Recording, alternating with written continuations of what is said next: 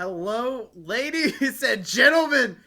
We're in game 3. We're ready for it.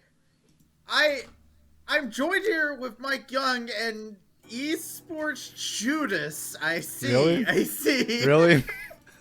You know what? I'm not even going to be mad because it took Judas to move the plot along. And if it takes my sacrifice to get us a 3-game series, I'm going to do it, Travi. Mike Young, this is terrifying. Yeah. He's trying to make himself into a martyr here. Do you see this? But look. And we were in here, and game number 2 was so hard fought between these two, right? Like, this was such a back and forth, and this game was so explosive. It just was fantastic to watch. Yeah, most definitely. It's crazy how back and forth the game was. I thought Maryville had it at one point, but then AGT just came back at the end, and they just won, with the Corky package in the mid lane, with going straight into the enemy team. That was the game changer for me. That was one of them, for sure. One of many. Right? Like, there were so many different moments. I think we were all, like, on the edge of our seat just yelling, like, oh my god, I can't believe they're doing this, or this team fight's going this way, or like, no, why are you doing this? But it was a fantastic show, and you were just talking about it. RMC, I want you to go ahead and walk me through that, because like Mike Young just said, in this replay that we have, this was a game changer. Yeah, and I mean, when we looked at the drafts, right, in the first place, we knew that AGT would scale up better, so it was partially a matter of time. Besides, the second law of thermodynamics in a closed system, entropy always increases, so it always favors chaos. Now, the fight starts off looking good for MU because they find that pickup here, but watch the Corky, because he goes back, he completes the Ludens there, gets the package as well. So this is the big power spike for Captain Shrimps, and more importantly, Maryville weren't ready for this to come through. They see the TP, but it's too late here. And you get it onto that vulnerable back line. Azog especially couldn't go anywhere. Cleanse all you want. You're still stuck there. Now the team is split. And this is just the signal of the beginning of AGT's Counter-Strike. The fact that now that they can win this fight, it means that, hey, we actually have enough poke now to start dealing with you. And you could see that the rest of the game from here on out, AGT starts to win these 5v5s, and it becomes MU's responsibility to try and find these picks, try and force these fights here, and they never seem to quite find that before they're poked down to at least half health in one member.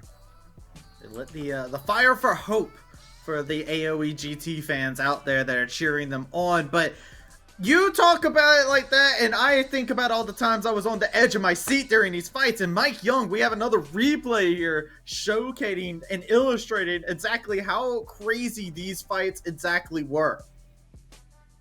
Yeah, so in this next fight here, this is when the Corky is really fed. So keep an eye on his positioning. It's really important for Maryville to get him out of the fight. So keep an eye on Niles and Iconic, how they isolate him to the left side of the fight, and then they eventually deal with him with the Lucian. It took everything. It took the sacrifice of the Lucian, the Wukong, and then this lets Niles clean up untouched because everyone else is kind of split focus, and it lets the Gnar, with all the damage items that he had, he was ahead against the Moose Hater as well, and then this was a close 1v1 as well. Yeah, and I love that Mike Young brings up the fact that, hey, it took everything MU had to find that critical kill on Captain Shrimps, because the next time this happens, and it happens almost right away, every team goes back, respawns, come back into it, Captain Shrimps picked up a GA, and that's why you couldn't see the repeat of that for Maryville. You can even see here inside of this damage chart, right? Like, look at the amount of damage Captain Shrimps did. And not even just him. Deep Learn, you were talking about the 1v1. He was standing in the middle of the Swain ult. Like, Swain's just draining around his life. Like, why won't you die? And Deep Learn is just continuing to auto away with that Bork Immortal Shield Bow. And it was just nothing that could be done against him. So it was these key members that really in this late game really were able to pop off. I have to ask, RMC, your prediction has been altering. I want to ask you, where do your allegiances lie now? Okay, but before we go to that, I do want to highlight one thing about Uh-huh. that situation between Deep Learn and APA there, Trappy. APA did not build for the solo fight, so he probably shouldn't have been on his own trying to 1v1 at that point. You've got an imp mandate. You need people to proc it for you. Stay with the team a little bit there. And I think it just speaks to how that fight broke out, that it's not that APA didn't want to save the team, but the team was entirely just diving Captain Shrimps in the side, and APA just didn't have the mobility to match as well. And, you know, Maryville had to sort of make that decision. But going back to with whom my allegiances lie, Travi, I said in the beginning, I like MU. I like Maryville. I think they're a really, really good team. So I actually think they're going to win this game 3, but I love this volatility. I love this chaos we're seeing from AGT here. So my heart is still with AGT. And I think if AGT drop themselves another sort of late game composition, this is how they were winning back in summer 1 here. These late games, it wasn't that early game, you know, just smashing the bot lane and carrying from there. It was these really extended 40-minute games. I don't like long games, Travi, but if it's what it takes to introduce chaos into this series, I'll take it. All right. Well, thank you for that, RMJ, for your analysis there. And yeah, we're getting ready for our casters. They've had a breather. They've been hydrated. They are ready to go. Deseret Rudu, get us ready for game number 3. You know what? I'm getting us ready for it because I am excited. I know this is going to be a slobber knocker this time, Root Dude. I'm sorry to startle you right there, brother, but are you hyped up? Are you ready for this match? Of course I am, Desrix. I was still hydrating. I know that I've got to be on the tip top of my water game to make sure that we are ready for this game number 3. Hydro homies unite, because this is going to be the absolute game to be watching. 3-game series for us in this one. You can fix your own camera, Destrix. I believe in you. Come back. Reminder, Come back. I'm sorry. the two I was too teams excited. staring with their own fates in their hands right now. You're back. We got you. Their fates in their hands. Oh, I don't want to zoom in too much. That's too much. Just zoom into my excitement. Okay, no, I'm backing up now. There we go. Hold up. This is how we get ready. Yeah, this is how we get ready. I'm too excited right now. We've thrown the professionalism out because Caution to the when we wind. have hands this heavy going between both of these squads, I can't help but to be excited, Rude Dude. We're heading into a game 3. We are. And, you know, I think that this is maybe the most likely series that I would have expected to go to 3 games just based off of the teams themselves. And I don't want to call this a criticism, but I feel like Maryville play to their opponents quite a lot. And they play to their level to that point as well. We've seen them have fairly scrappy games up against some of our lower tier teams, and we've also seen them have very strong games against the likes of 100 Thieves Next.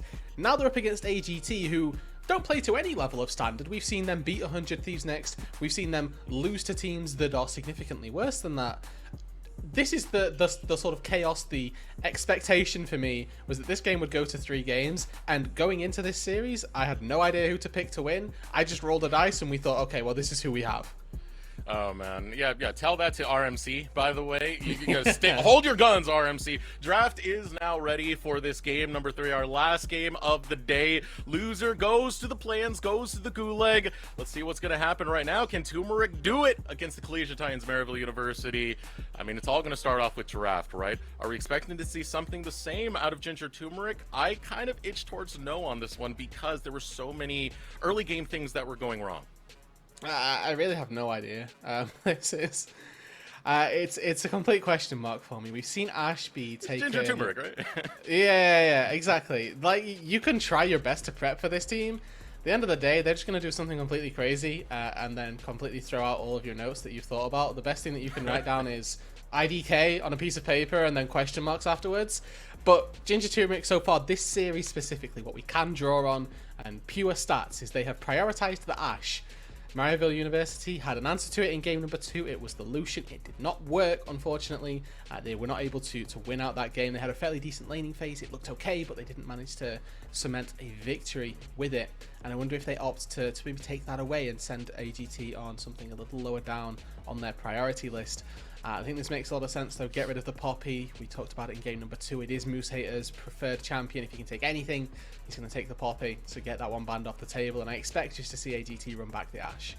All right, let's see it. Running it back. A little drum roll. It's already hovered right now. So, I mean, if it's not broke, don't fix it, right? I mean, Callisto was banned away, so you're not worrying too much about that matchup that you had in game number 1. Ashe is working pretty well for that bottom lane. So, Ginger Turmeric have no qualms in running that again.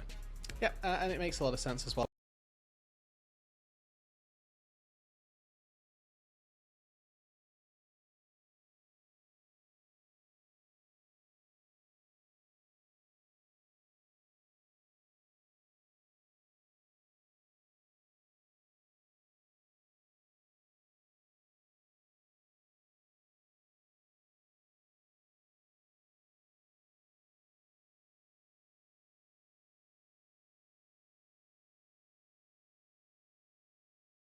played quite a bit of that Zeri. Definitely confident in it, but being confident, Captain Shrimp's confident in the Corki. We saw what happened last time. Corki was impactful for a lot of these fights where he was able to cut out the rest of Maryville University from having a team fight presence. And on top of that, the Corki scaling was huge in the late game. Some of those big rockets landing to poke the backline. And we did get to see a little bit of the Camille scaling as well. It was a rough laning phase for Mutator, but once he got in and amongst those team fights, actually had a fairly decent amount of success and wasn't necessarily finding it too difficult to get away with these separated fights where he could pick somebody off with the hook shot and have a nice time of things in the 5v5. Wukong gets locked in on 3 for Maryville, and heading into the second phase, they can actually ban away some fairly proactive junglers if they feel like it. They get rid of the Karthus away from Keel, one of his most played champions, a very proficient power farmer, but also they could take away something like the Xin Zhao, since that has been starting to rise again in our series we've had today, and sort of tends to match what the Wukong would be putting down. So far, a lot of zone control, a lot of teamfight potential off of that Wukong and Gnar combo. You know, one of the things I've always really liked about having Zeri is, you know, less about the way she plays, more about the way she self-peels for herself. If you're at the right angle and you're trying to get engaged on this Zeri, she'll just hop over that wall. Goodbye. See you later. Have a good day, sir. So self-peel for Azog in that bottom lane, and a lot of teamfight presence so far for Maryville. Of course, gives them a lot of scaling aspects, also gives them some fairly decent side lane for the time being. Of course, the notion is that Moose Hater will be able to start to scale up and be able to fight in that side lane a little bit later on, but we didn't see that eventuality from the last game that we saw them play. Bit of a return to Spring here with the Ari coming back for APA, his mid laner of choice to go into the Corki, and quite rightly I think here preserving counter pick for that support role. The only area of AGT that you haven't matched that you also could get a window of opportunity to counter. The Renata comes through for Duo King. Something I always like to look at is how well do the auto attacks go down from the enemy team, just as, you know, how much self-destructiveness do they have. Overall, Zeri one of the best champions to play into Renata because her auto attacks specifically do nothing. Yeah, but you do get some good counter engage is the best thing when it comes to this Renata getting locked in for Turmeric. Especially considering the tools that Maryville have. Now, one more pick. Okay. Maryville University. It's the Bard getting locked in, Rudude. Big fan. A little bit of Rudude lore for you all. My original account name on EU West was Souls and Chimes, the support main. Bard and Thresh 2 trick back in the day. Very happy whenever a Bard gets locked in. Very happy whenever a Thresh gets locked in. So I'm excited by this, and particularly when we've got 2 melee champions. Bard does so well into those melees, be it in the laning phase, be it into the late game team fights. I can imagine already Keel and Moose are jumping in and then all of a sudden getting cosmically bound and starting to hate their life. There's also, you know, we talked about good disengage opportunities for Duo King with the hostile takeover Bard. If that Tempered Fate is used correctly, I still stand to this day and will say it is the most powerful ultimate in the game if you can use it well. Yeah, setting up turret dives is one of the nastiest things you can really do with that Tempered Fate. Throw it down, make that completely a non-factor. And with APA being on this Ari, it complements it really well on top of that. There's so much mobility, there's so much enabling that you have from this Maryville University composition. But going into Ginger Turmeric's comp, if you get caught out, it is a death sentence. This is a composition that can take you down in a heartbeat. It is. They've got a lot of pick, and they've also got some fairly decent reset capabilities when they've got APA, particularly on this Ari, his ability to maneuver team fights and navigate those with quite a lot of ease, a little bit of slipperiness as well that the Spirit Rush grants you. Something that I certainly expect AGT to have to keep a hold of and keep their eyes on as well. I think the best tool that they've got to deal with the Ari is that Hextech Ultimatum. I think that Camille into Ari itself, just as an interaction, is very good for that reason. If you can lock the Ari down, it limits her capabilities at getting over walls, getting into tricky positions.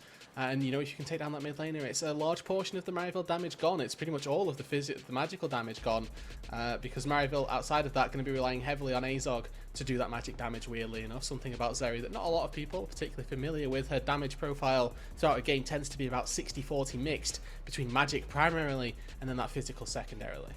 All right, Rude, who are you edging towards on this one? Who do you see more taking the victory? AGT. I gotta go for it. I gotta go for my prediction. I gotta say I'm backing myself. The coin flip will be strong. The you know, gameplay that they've shown from us throughout not just this series but through every single series that I've seen from them. I just favor AGT, and it is close. You know what, Rude Dude, I respect that. I respect that so much. Much more than I respect someone by the name of RMC, who's already flipped before. Who, if he would have stuck to his guns, would be looking pretty much like the big brain onto this one, but flip to a 2-0. We gotta call him out on this cast right here, Yeah, Rude. we do. It's not on. It's not on. Respect your predictions. Back yourself. Otherwise, you're going to end up in situations where you get called out on the Path to LCS stream. Now, if Maryville University are able to get a lead earlier, I think it bodes terribly for Turmeric. They will have to play a game like they did in number 2, where it's comeback potential, but I will give credit where credit's due. The comeback potential's there. Corky plays to that a lot. I remember last year in the UPL, we had a player named Drew Dozer who would just keep going back to the Corky over and over and over. He would feed in the early game, have like 8 deaths, and suddenly he becomes Corky and does as Corky does and carry the late game. It'd be some disgusting stuff. Yeah, and we didn't see that from Captain Shrimp's last game. I mean, the feeding aspect, at the very least, his score at the end of the game was actually very, very impressive. But he was still doing a lot of late game Corky damage, which is obviously what people are tending to pick it for. This is the good thing about the RE more so than anything else for Maryville in this mid lane, is that APA should be getting pushed, should be getting priority to sync up with Iconic and potentially make these early game moves to set up for success with his jungle mid pairing. And we'll have to see whether or not that can completely come to fruition. And you can see already from just level 1, the way that he's trying to push in this wave, and at least gets an early ward down on the bot side of the river. The electrocute proc as well, much more entangled with aggressive trading as opposed to the first strike, which is a bit more money generation for Captain Shrimps. So, pathing coming out for kill right now. Cleared out his red buff with the Raptors, headed towards that top side now where he's got his Gromp and his blue buff. Being over there, if he can get Moose Hater online, it's a big deal. Camille does a lot of damage. She's a side lane menace. She has great pick potential, as you'd mentioned earlier, against the Ahri, able to put the ultimatum there. So a lane to play around if you can shut down and get Moose Hater online, because he can carry. He's shown it in the past. Was, like I mentioned, and I keep on referencing this series because it was a real turning point for me on my decisions of Moose Hater, was that was one of the leading reasons that they were able to beat that CLT Faith team in the bottom half of the bracket. But you can see that they're certainly struggling a little bit, these Captain Shrimps. Oh, he just got caught out by the charm, but luckily for him, mid laners have gone the way, elseway with Ignite. No one's taking that. Everyone's there for the teleport, so a good day for Captain Shrimps. And an important sidestep there by Zyko. That Q hits, that is flash burned at the very minimum for the Bard. Of course, now he's hit level 3, you can hug those walls with impunity and start using those magical journeys, quite akin to Zeri does, in fact. And that is something that is actually quite funny about this bot lane duo that I hadn't considered. Their ability to get away from danger, actually very, very high. You can have Azog using one portal and then using an E. He can get from bot lane to his tier 2 turret in the space of 2 seconds if needed. That's actually insane. I wasn't thinking about that one. It's basically 2 magical journeys afforded to Azog in particular. Handshake comes out from Duo King in the bot lane. Just shoving in the wave will be Maryville University. But at a time where kill is into this direction, it should be a reset for Maryville, so not much danger to be found there. Diving in a little bit more on this bot lane interaction, there's also the world where they anti-synergy it, and Azog hops over a wall, Zyko puts the portal up, but it's a gateway for the rest of Ginger Turmeric to follow through, and it's actually his death sentence. So speaking of that, might be a death sentence for Captain Shrimps. One more auto from Iconic. Textbook gank in the mid lane. That's a kill, and that's pressure for Maryville University. And Captain Shrimps, we said it wasn't going to go the way of Drew Dozer, rude dude, but he is for his blood this time.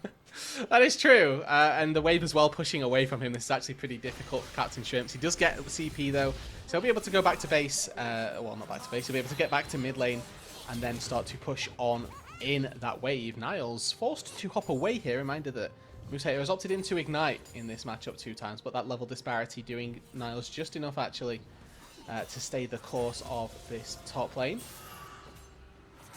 And in that mid lane as well, the gank coming through, I think that, oh, here we go. Ooh. Magical Journey gives Zyko an angle to go on an engage, and that was a simple play made by Maryville University with big implications. Deep Learn burns his flash. It's so annoying playing against a Bard for this exact reason, right? You can never really step past the halfway point of that lane if you are solo, if you don't have the support of your support or of your jungler or whatever it may be. And also playing red side Bard in particular for this bot lane getting vision into that specific brush where Bard likes to portal from is so much more difficult than getting vision into the tri-brush, for example. You know, you can play blue side Bard and it doesn't have the same impact. Zyko looking to make a lot of changes on this Bard pick, and so far, if he's going to be able to put a portal through that mid lane as well, potentially burns a second set of summoners, even though Shrimps doesn't have them, could just be a kill netted for Maryville.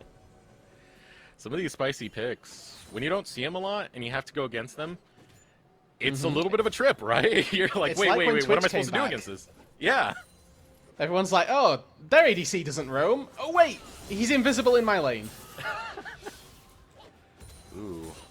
Gotta hold that because both junglers meeting towards his top side right now. Niles, This is the big chicken very game. soon. Now going after Moose Hater, but Kill and Iconic gonna meet each other. 3 talent strike, looking for the knock-up. Nice little play to come out of Kill, but not fast enough as Niles will condemn him into the wall. Now Moose Hater caught out between 2 members of Maryville University, but their health bar is too low off of getting that first kill on Kill.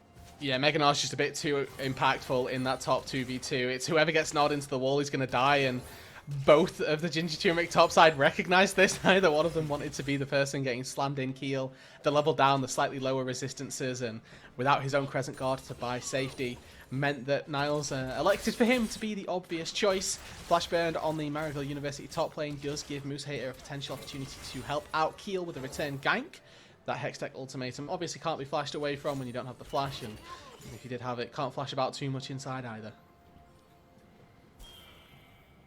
That's one of the beautiful things about having Ashe. Deep Learn, Hawkshot, it lets you do very, very effective jungle pathing, jungle tracking, excuse me, as Iconic will be spotted out as blue buff, and that is information that Kill now has to him. What he does with it is going to be in the air for later. Yeah, that is left for future historians to look back on and decide whether it was a smart idea or not. TP back into the top lane for Niles. It is going to be a Hearthbound Axe initially picked up. It helps him out in conjunction with those tier 2 boots, keeping the spacing from Moose Hater. Obviously coming up and use the hook shot to jump in onto the Gnar, but staying the course in that fight certainly going to be a little bit more difficult. Nice stun hit spot lane. Off a minion too, but Zyko runs low. Azog runs for the kill. Duo King so close to falling. Wow, just barely survives that one off of the potion. Yeah, and both supports, the target of the enemy ADCs, weirdly enough, Azog and Deep Learn both fairly high HP in this regard right now. So they're able to stay in this lane. Zyko has obviously got those Caretaker Shrines, maybe got a couple of those stacked up, which allows him to stick around in that bot lane for a little longer. Now Moose Hater, he's looking for fruit, found a monkey instead who's going to be guarding that quite nicely. That river doesn't belong to you. Don't want anything to do with Iconic, so instantly hook shots back over the wall. But you can see Maryville trying to play towards his top lane once again. Niles with the deep invades onto Kill's jungle, spotting out where he's pathing, where he's going. Maryville University kind of do this as an entire team. We saw earlier, APA placed a ward over by the Raptors, spots out Iconic. Not spots out Iconic, excuse me, spots out Kill. Later on, Niles just goes into the top side of his jungle, spots out Kill again. They're really keeping track of where he's going. Aha, you can jungle track with Ashe, you can cheat it, but we will do it by the normal means, the non-cheat methods. We'll use this to scout and face check, and, you know, granted, Scryer's Bloom, an addition. It's a perk that's open to everybody, not just an Ashe. Spotty D there, Kill. He's going to walk past the control ward. Not sweeping it out. Should be able to spot it right now. Yep.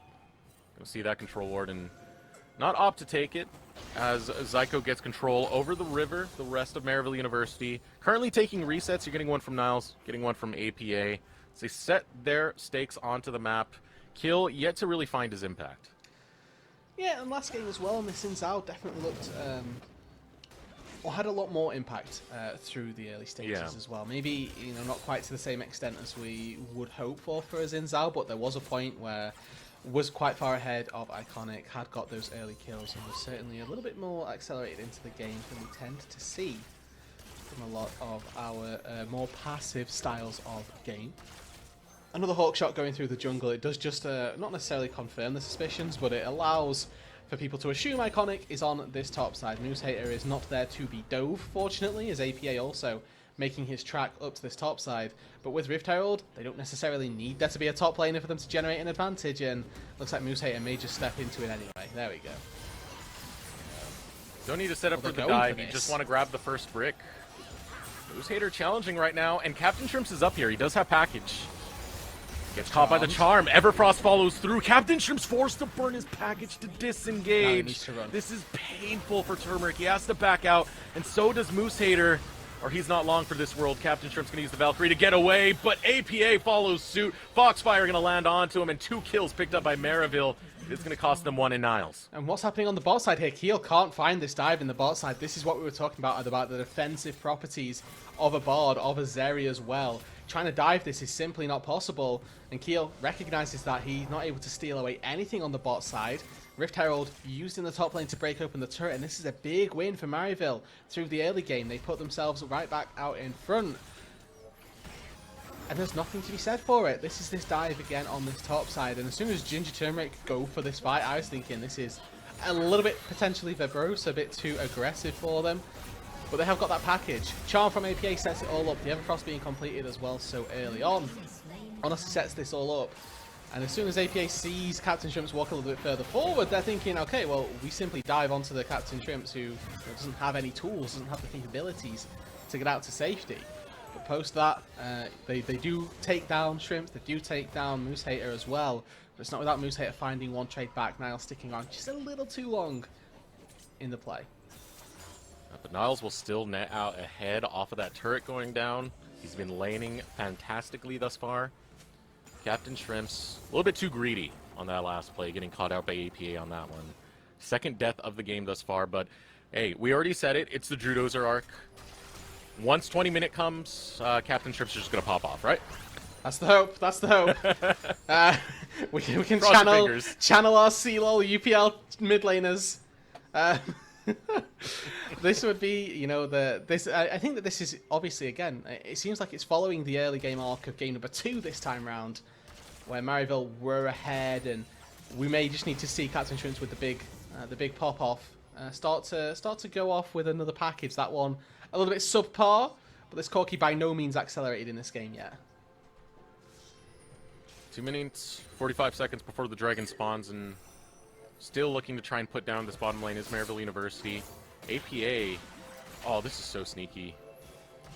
Turmeric, go for it, engage there. APA just waiting in the wings to flank out. An easy pick over there, but Turmeric will not be baited into that situation. Instead, it's going to be Maryville University now setting up a lot of vision here, and Turmeric having to concede a lot of control, fearing what Maryville can bring into these jungle fights, these tight areas, and these tight locations when they already have a lead. Everfrost as well, so good in choke points. One of its I guess, underrated aspects, if anything.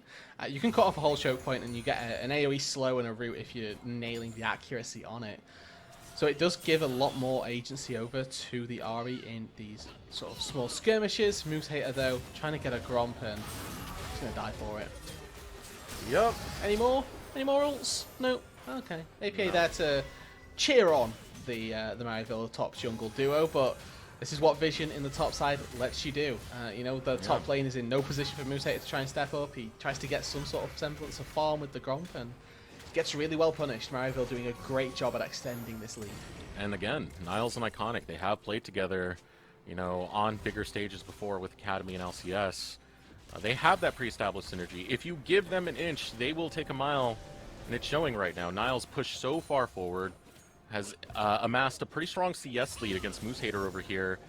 Lane where Moose Hater is looking to just win out. Teleport Ignite. Very standard for a Camille, but Niles 2-1-2, 14 minutes into this. This is so far a really good start for Maryville. Like we say, 15 minutes in really great position in the game. Divine Sunderas have just been picked up by Moose Hater and Keel. This is maybe a chance for Ginger Turmeric to try and take a fight. Looks like they're going to just trade off and set themselves up for a second dragon. I think that right now they're sort of crossing their fingers a little bit here, because there's been 2 dragons, neither of them are Cloud. And if they roll that Cloud Soul 2 Drakes up, it could be quite detrimental for them. But this is something that we see from teams so frequently, is when they're happy to give up the early game Drakes in favour of taking the Rift Herald on the top side for greater map control. And it's something that Maryville, in this game specifically, have already shown that they can do so well. They broke open that top lane, they punished Moose Hater, Let's see if they can do any more with the second one. So far, 20 CS lead over on that top side. So good for Maryville University, as Rift Herald has been taken, but Iconic will start pathing towards that bottom lane, towards that mid lane. And the pressure is starting to look brutal at this stage of the game for Ginger Turmeric. So they're trying to survive a lot of this onslaught that's coming out of Maryville, but you've lost the top lane battle, losing the mid lane battle. The only place of hope is really in this bot lane so far that has been going net neutral, all things considered. Has a lot of pick potential if you want to set up for this dragon fight, but I think the answer is going to be no for Ginger Turmeric. Just going to concede this to Maryville. Makes, I guess, the sense if they don't have the control, don't have the priority around it, and then, you know, bait it by proxy, means that we are now 1-1 in Drakes, and it is a Cloud Soul back on the Rift. So Ginger Turmeric, I guess, counting their blessings a little bit that they didn't stock too much into that third dragon, or into that second Drake of the game. Talk a little bit about what happens as we get later on into this matchup, Deserux. We're looking at the scaling aspects. Obviously, Corki, fairly terrifying in terms of the poke that he can put out, but something that I feel like is going a little under the radar is how well Azog will be able to do with every single item that gets completed on this series. We may well see a fight down in the bot side. Almost sidestepping. Captain Shrimps joins. There's the package being used. APA starting to fall low here. Half health remains. Looking for the onslaught. Duo King backs off. Deep Learn running low. Needs to get the kill. Trying to get the bailout. Will get a kill. 1-for-1 trade though as Azog returns one. Ultimatum going to come out. Going on to Maryville University, but they lose another. Ginger Turmeric. They're feeling the momentum. They're feeling the fire. Trying to hop onto Zyko, and Iconic will net another kill. And suddenly 4 down is Maryville University. And again, Ginger Turmeric, their backs are against the wall, they're losing the game, and then they find the fight. All of a sudden, they come alive, and the raw mechanics of this team just explodes. They have just enough to get away with it. They're going to be able to push in a bot wave that gets denied. Top lane is not in a great spot for them, but this mid-tier 1 is going to be the price that they claim. Really good stuff by the Ginger Turmeric roster. Once again, just when they look like they have no chance finding a fight. Yeah. Brilliant play coming out here. It wasn't look like it was going to be much, and then Captain Shrimps out of nowhere from the side of the screen packages in on APA. Yeah, and as soon as that double tempered fate comes through, I'm thinking, okay, well, this fight's just a wash. Deep Lane and Duo King are going to go down. But there was not quite enough stuff from Maryville to finish off the kills. And ultimately, this Crescent Guard actually sets up Maryville for a failure because the repositioning of Keel right there, or that Keel repositions them with, is so useful as in the pick play by... Oh, kill. Oh, wrong place. He did. We unfortunately have a child lost in the store. If anyone wants to find him, please go to the respawn. Honestly, I'm gonna be real with you. That was more of a Maryville have invaded the child's house and just killed him on spawn. Like, that was not okay. Look how far they are forward with like that's the so map much more state. brutal, man. Yeah. Next fight coming in, Ultimatum's going to be used on Niles. Hostile takeover, but the ultimate used from Zyko Oh! delays the engage, doesn't delay the death of Niles, however. Standing as a 4-stack is going to be Maryville University, but there is that magical journey, easy escape button. Okay, so it's just barely then. A 1-for-1, as yes, Keel falls off the start of it, but Maryville sticking around just a little too long. Does end up taking down, or does end up losing their top lane, and Niles falls for the sins of the team. A nice snipe from deep lane, in fact, was the crucial killing blow with that enchanted crystal arrow. And we're getting back to this game, Deserux. We are setting ourselves up for a replay of game number 2. The question is really if it's going to be a replay of game number 2 or game number 1. Are we going to get to see Maryville find a nice team fight and then extend themselves open in the game again? Or are we going to see team fight after team fight be very, very even and ultimately have a 40-minute bang? Only time will tell on this one, and honestly, with Ginger Turmeric, I'm expecting the banger to be the answer for this. Yeah, so am I. We're expecting more coin flips.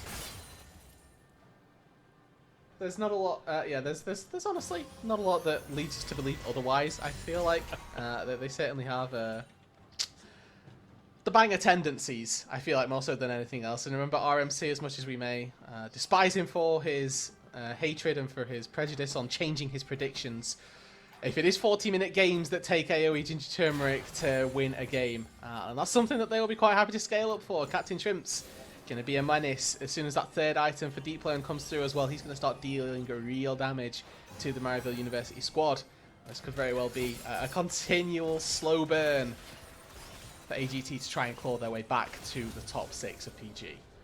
And Maryville, if you're in their shoes right now, you are shaking a little bit. Losing right here would put you in the gulag, and we saw what happened. Maryville went against TSM Academy last Proving Grounds when it was the spring. They weren't able to get out, not even their B team making it out that time. It's such a huge boost to not have to do that play-ins. Maryville need to fight like they mean it, though. It's very important, and they have taken tier 1. It's a great step into putting themselves in the right spot. All this is going on. Maryville taking the Drake as well. Drake number 2 for them. They're going down. Niles wastes cooldowns. Nice timing right there on the ultimatum. Blocks out the stun. So Niles falling in the bottom lane. A big pickup there, but Iconic quick with the dragon. He's going to sneak this one out, and Turmeric too slow to the punch. This could be a turning point of that side lane matchup. Who is getting the push, rather, in that side lane could prove to be crucial for how the game gets played out the later the game goes. Tendency is that Camille wins if they're on parity post about 2 items. And last game we got to see Niles when he had a decided advantage over Moose Hater. This time, it's not quite as clear-cut. It's nowhere near as defined between which top laner is further ahead, has more gold, etc., more items, largely at parity at this stage. So this time round, it's Moose Hater who's able to go forward, capitalizes on the missed Gnar and the missed Wallop as well from Niles, and able to find the kill. Not quite a 2v, or not quite a 1v1, a little bit of support from Dio King, but you could tell that that was a nice trade from Moose Hater. You can see the gold lead right there. 3k it once was, almost 4k for Maryville, now fought back as it goes relatively even, just slightly in favor of Ginger Turmeric right now. Taking stock of everything, 22 minutes into this one. 1-2 when it comes to Drakes. Maryville holding an advantage over there. We still have 4 minutes before the next Drake does come down. So a while before we hit to that Dragon Soul point. Baron currently on the table. So many structures taken from Ginger Turmeric. The same can be said for Maryville University, as Turmeric are now starting up the Baron, trying to make a sneaky play.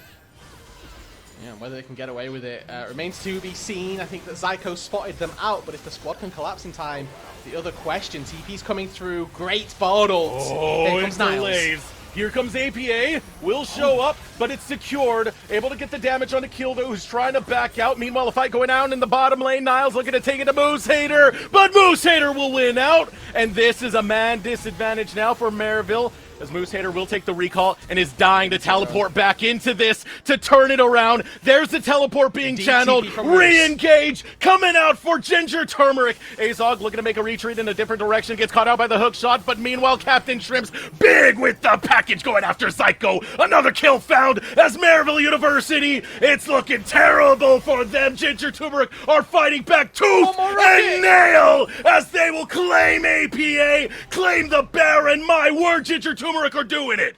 Wow, and like we say, Desterux, there are 2 possibilities. Option A or option B, and AGT, they go for the banger option.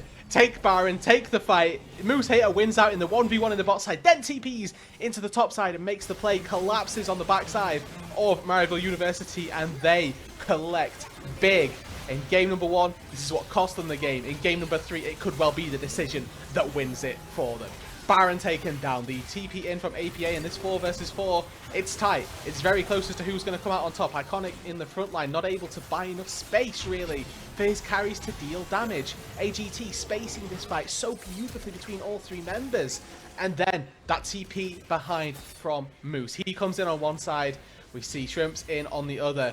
And he's deciding, do I go for the 2-man or do I go for Azog on the top side? He and Keel take out Azog on one side of the map. Captain Shrimps with that newly vested package takes out APA on the bot side. This is delivering. It's delivering on all counts. It's delivering right now. It is definitely delivering.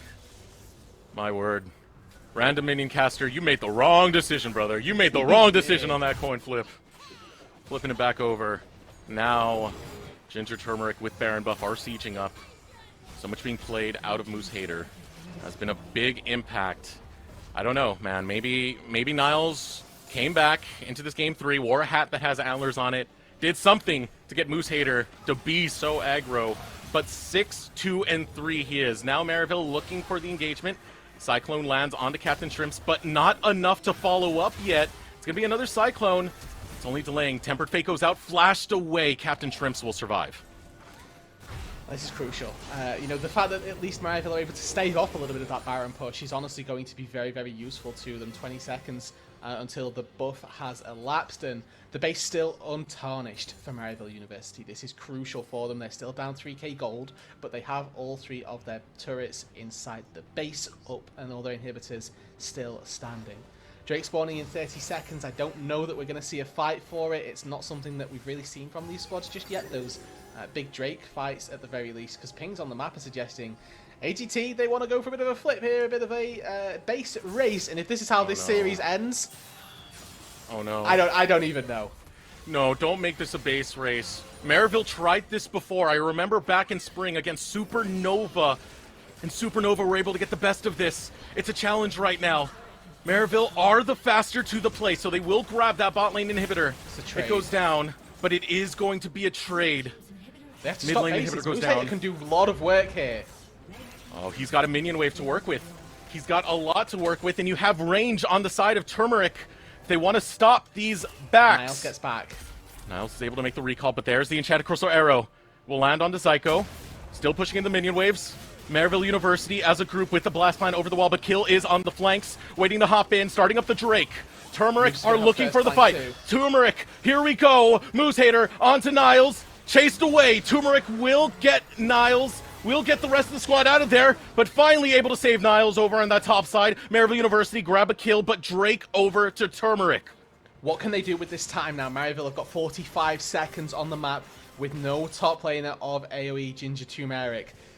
Looks like it's going to be nothing. Looks like it is going to be just that trade, the dragon, in favor of the saving of Niles' life. But now we've got this interesting situation presenting itself before us, Deserux, because we've got 2 inhibitors down, 1 on either side. There's Deep Lane, currently taking care of this bot lane wave, but I want to draw your attention to the Baron. 1 minute 10 seconds before that one is live, and that is really going to be the leading issue, I suppose, for AOE Ginger Turmeric. The fact that their bot lane inhibitor is down is so much more costly than having Maryville's mid lane inhibitor down, because all plays start from the mid lane. You start any play by pushing mid wave, getting mid prio, moving out into the map. Maryville, that inhibitor's down, it means that they stay out 5 seconds longer. Keel now caught, uses Crescent Guard. Yeah, he's using Crescent Guard. He's buying a lot of time. That poke coming out from Captain Shrimps. Moose Hater tries to follow suit. No, Tempered Fate does not land. Everfrost does not land. Charm is able to, though, going out to Moose Hater, but he gets over the wall in time and burns down. Zyko nets that kill. Solo laner down for Turmeric. And Baron is spawning in 30 seconds, Rude Dude. Crucial timing. Moose Hater falls again. A second consecutive death for him. That means nobody can answer these bot lane waves easily. Corki is going to have to be the one to do it. Captain Shrimps, with that TP, can still go down to the bot lane. Package picked up. 18 seconds on the Baron, and I think this might be a little premature, but it is anticipating that Maryville head straight to the Baron. What this does is gives them the window where Moose Hater is dead. They have the package to offset that, to supplement them in this time. It's going to allow Moose Hater to respawn. It's going to allow him a window to TP if they need it. Maryville, they're not phased by the Baron. They do not want it just yet. They know that the Corki package is too strong. It's actually AGT. They're the ones that started. They want to make the most of this Baron. Remember, Corki can cut off zones very easily with the package. And AGT, last time they did a good advantage out of this. Can they do more? This is the call for AGT right now. You have the Corki package. You want to fight around the Corki package. So force a fight around the Corki package. Baron acquired by Ginger Turmeric. And now out. And now out. They've done what they needed to here. They've got the Baron. They've denied Maryville from getting this big objective. And if they can try and play toward this bot side, they're going to be in a great spot. Captain Shrimps, you need to not overstay here, sir. Oh, almost taking the overstay. Stolen. Oh, Tension mounting. Holy. Could have been so much worse.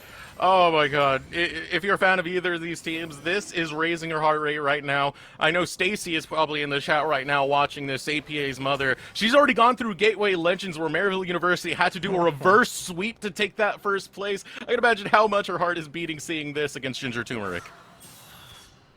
And this is, oh my word, even if you're not a fan of these teams, even if you're a fan of good competitive League of Legends, this is like a dream series for you to watch because it looked so different. Okay, Deep Learn able to flash. It looked so different in game number 1, and even through the startings of game number 2, and again, the startings of game number 3, right? All of these games have had Maryville with a decisive lead, and then there's been a turning point. There's been a play that AGT opted for. In game number 1, they didn't win it and they lost the game. In game number 2, they opted for it and they turned out to win it. Game number 3, they secured themselves 2 Barons. And with the second one, they're looking to break open the base. Captain Shrimp's 3.5 items on this Corki, looking to dish out major poke with this Baron underneath the turret. Only the one cannoned up Baron minion. Going to be dishing out damage on the turret, though. It's going to be a slow burn on this bot turret. This siege works so well for Turmeric. Not just because it's a Baron-empowered siege in the bottom lane, but super minions in the mid lane. That inhibitor will be respawning. It will be up in a matter of moments. But it's a lot for Turmeric to play with right here. In Maryville University, they need Niles to find a critical engage if they want to find a teamfight win. And it's there. You have the engage tool. Zyko can get a setup. But there's so much danger right now because if you lose this fight, you lose the game. Tempered Fate, like you say, available. Deep Learn with no flash. That is one of the targets that Ginger Turmeric will need to protect when he doesn't have this cooldown available. Captain Shroom still has flash and has Valkyrie. They're going for Ashe. Going on it. Now looking for the play. Out comes the Cyclone. Ginger Turmeric playing forward, looking for Iconic. Iconic's running low, throws out the Cyclone, but drops to Duo King. Now Azog, the recipient of an assault by Moose Hater, but Moose Hater slowly getting ticked away on. Kill. Wind becomes lightning. Azog's positioning well right here. So far, hasn't taken too much damage. Now looking for a kill. Couple more autos onto Kill, trying to land the damage, but there is the audacious charge. Azog goes down. Niles does not get Meganar in time! Maryville University will be thwarted! Memories of spring! They will be sent to the Gulag! Ginger Turmeric, the chaos, successful! And how have they managed this, Deserux? Down 5k gold in game number 2, down 3k gold in this game, and they still come back. They never stop fighting. They never stop looking for those engagements. They never stop looking for ways to get back into the game. And they do it twice in a row, staring down a forfeit in the bottom half of PG. No, they say. They will clap back and they take out Maryville. They take down Maryville University. A big win coming out from them. The premise of this that we kind of set up was the lawful team versus the chaotic team, and it really delivered on that aspect. Even though Maryville did so well in game number 1, the chaos of Ginger Turmeric in game 2, the chaos of Ginger Turmeric in game number 3, all compiled with that Corki that Shrimps was able to grab, and of course Moose Hater showing up in that game 3 with Camille. It all came together beautifully to net this game 3 win. I mean, you couldn't have asked for more. Honestly, that was a series to remember. And even though it is just the quarterfinals, it goes to speak to the talent that is in the PGCQ2 Summit phase. And, you know, if you're asking for more, then of course we will, by proxy, deliver the playoffs. Just started today. We've got next week's action as well. Semis and finals are ready. I mean, my oh my, what more could you ask for? All right, so the series now done. We're closing out here for the casting desk. We are exhausted. We are tired. Before we do, I want to give a quick shout out to Tony. This is going to be one of his final matches here for the PGCQ. Absolutely fantastic producer. Always got to give the shout out right there. But for the casting desk, we are done. We're going to throw it over to Break or Travi. Producer, which one are we throwing to? Let me hear it right now. I want to hear your beautiful voice. Final check. We're throwing it for the break. All right. So be sure to stay tuned. Travi will have an interview with our winners, so keep watching. What's up, everybody? Here we have a lovely interview with Niles. And Niles, unfortunately, it's not an interview under happier terms, but what a hard-fought matchup you guys had here. How was it going into this matchup against a crazy team like AOE GT? Yeah, I mean, I think that we came pretty well prepared, especially in the first game. I think that we sort of just made a lot of mistakes, me especially today. I just made a lot of wrong calls, especially around fighting around Corki package. We got Corki'd a bit today, but yeah, I mean, we were playing well, especially the first 15 minutes, and then just sort of let the game slip away from us. Throwing shutdowns in this meta is just like teams can come back very easily if you throw shutdowns. So yeah. Yeah, shutdowns, objective bounties, you throw it all out there, right? And a lot of the game we were showing gold graphs, and it was Maryville favored at a lot of moments in time, which is something that I do want to highlight. You guys had a fantastic way of like getting early leads and having that mid game, and then it was those tricky moments with the shutdown. You were picking Gnar all 3 games. Is there something that you're thinking that everybody's just catching on to with this champion? Because we've been seeing a lot of Gnar here today. Yeah, it's just like what are you gonna pick into Gnar to like top lane is kind of an island on the current patch. I think bot lane is very, very important. And Gnar is one of the best like island top laners in the game, where if you just leave him to play the 1v1, he always has solo kill threat, and he can usually get prio after level 5. So like he's just one of the he's the best blind top laner on this patch, up there with GP. But he's just like whenever it's a 1v1 top lane, he's just so strong. So that's why everyone's playing him all around the world. And for you, you've been a player that's been around for quite a bit of time, whether it's been collegiate, amateur, professional. You've seen it all. And it's actually been kind of interesting. You guys have this fresh blood kind of coming in. You got Zyko coming into the play. You have APA who joined earlier on in the year. You've been over here. And now you have Iconic. How has it been having the team kind of changing and evolving over at Maryville? Yeah, I mean, I really enjoy playing with all my teammates. They're all very unique personalities. I think every single player is like just their own like different person. So it's nice to play with them. Yeah, in terms of like bringing new people in, I just try and be the best leader that I can on the team. And yeah, like I said, I think today especially I failed at that. So yeah, sucks to do that for my teammates, but I just try and enjoy the time with them and lead them as best I can.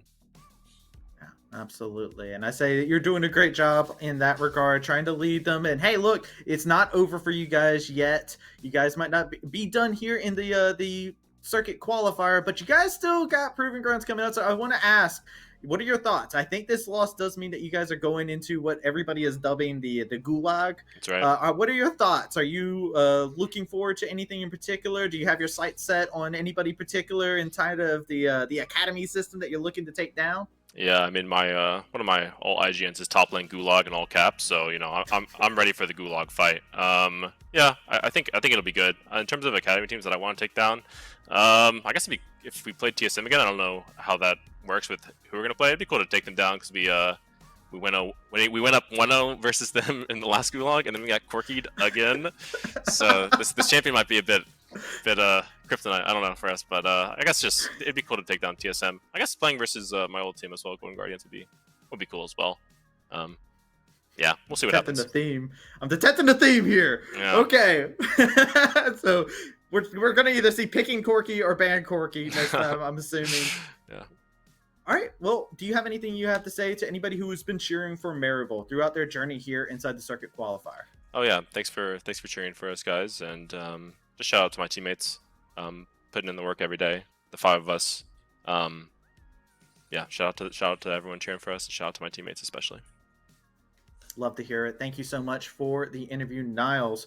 We are going to go ahead and take ourselves a short break, and when we come back, we will be going into another interview and going over to our desk. So make sure you do not touch that browser. Welcome back, ladies and gentlemen, to the Proving Ground Circuit Qualifier. I got Kill here, who is coming up victorious. That's gotta feel good, man. You guys had, especially yourself, had a fantastic performance in this game. Walk me through what was a chaotic series for y'all. I'm pretty happy with how I played today, because yesterday I think we won as well, but I don't think I played very well early game, or just in general. But today I think I'm pretty happy with all 3 games, yeah. Yeah, I mean, we were talking about it, and we were watching how the goal graph was shifting around. Maryville, a lot of times, had the leads in these games in terms of gold, but you guys, through some excellent decision-making, came out on top. Let me ask, who's the voice that's making those kind of calls to make those moves in the game? It's kind of everyone. I think I'm trying to always ask if someone has a plan, and if not, then I just try and make sure we have something to do. Like some way to retaliate. So yeah, mostly everyone. I hear you. And I'll be honest, those plays, they all started around that quirky package, man. That's where the trouble started.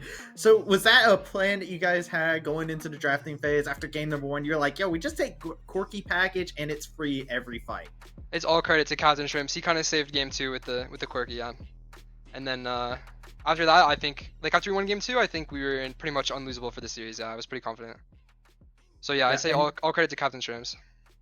Yeah, and you guys have an interesting mix of characters inside of your group, right? There's a lot of vocal personalities inside of your group. So what is it like navigating it? Is it like Captain Shrimps has to step up and just be like, hold up, guys, get in the backpack? Or is it just everybody just going wild? I mean, everyone wants to play their own random stuff. Like, we just first time Zyra today, pretty much ever. Just cause. So I think everyone's just trying to play their own champs. As long as everyone's on board, like we rarely veto someone if someone thinks it's very good. So usually down to try anything. I think everyone's open-minded with it. Yeah. Yeah, you guys kind of embrace like a solo queue mentality, right, with your drafts, right? I feel like that's very fair to say. Everybody just kind of picks what they want, and then you guys figure out what to do afterwards. Yeah, everyone else just makes the comp work around the picks that we have. Yeah. Well, looking forward into the future, you guys are still looking to pick up some dubs, and your competition that's coming up next is 100 Thieves Nets. And the last time you guys saw them, you guys beat them in the open qualifier. So I already know the answer. I could ask you if you're confident. I know you're confident. Tell me about it. Are you feeling this matchup again? Are you excited for a best of 3 versus them, where the last time it was that best of 1? I'm so happy with our bracket because I got to verse both of my former orgs in this tourney, all in like a week span. So yeah, I'm gonna knock out my last org and then go to finals. Is there a list? Hold on, I gotta ask. Is there a list? Nah. I'm friends with all of them. No flame. I'm just excited to play them, man. Okay. So no hit list being put, just scratching off the names, just like, yep, that's another org. And I remember, I feel like I've heard that you've said you don't lose to any of your former orgs, right? Not yet. Yeah, we'll see how the next week goes. Not planning on it. Not planning on it, indeed. Well, thank you so much for that, Kill. And real quick, any shout-outs that you would like to give? Shout out my grandmother. It's her birthday. Happy birthday. Yo, happy birthday, Kill's grandma. I want to see that in Twitch chat right now. Well, thank you so much, Kill. And you make sure you take care. We'll see you next week. We're going to go ahead and send it back over to our desk as we are ready to get into everything. We're back. It's Kill's grandma's birthday. We're ready to get into this. What a crazy series, guys. This was insane. RMC, first and foremost. How does it feel? Well, mixed feelings, Travi. I'm a lover, not a hater. So, I loved both these teams equally. It hurts to see Maryville go down like that. Huge props to them. Huge props, to Iconic in that interview as well. Or Niles, pardon me, in that interview, and Iconic as well for supporting the team. But I'm very happy for AOE, Ginger, Turmeric here. They've had their own set of struggles as well. Moose Hater having to come in for existence partway through this tournament. And Moose Hater was having one rough series to start, but that game 3, I think he's going to be really happy with himself for that one. Yeah, definitely. Moose Hater definitely came back with the Camille. Same matchup, Camille versus Gnar. Second game, didn't do so well, but I like how he was confident enough to do the exact same thing and pull through at the end of the day. Yeah, and this was just a chaotic series. It was so good to watch, and I want to start off everything with talking about this bot side skirmish, that breakout, and it was really the first breath of fresh air. And RMC, I'm going to have you take me through this one here and kind of guide me as we're going through the ebbs and flow of this skirmish. Sure. With this particular skirmish, the important thing to note is sort of the power spikes and where people were at. In game 2, we saw the drop from AGT pop off with that Corki at about 20-something minutes, when you get that 2-item power spike with Mirror Mana and Ludens. This time, this fight actually goes AGT's way. They find APA early, and once again, the bailout is so important for Renata to buy time. They shouldn't have won this.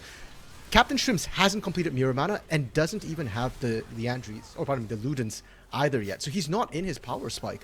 But because they're able to pick off APA, because they have that bailout here, it gives them enough damage to win this. And after this fight, Captain Shrimps completes both Mirror Mana and Ludens. And after that, well, it just goes back to that Corki show. It was a repeat of Game 2 after that.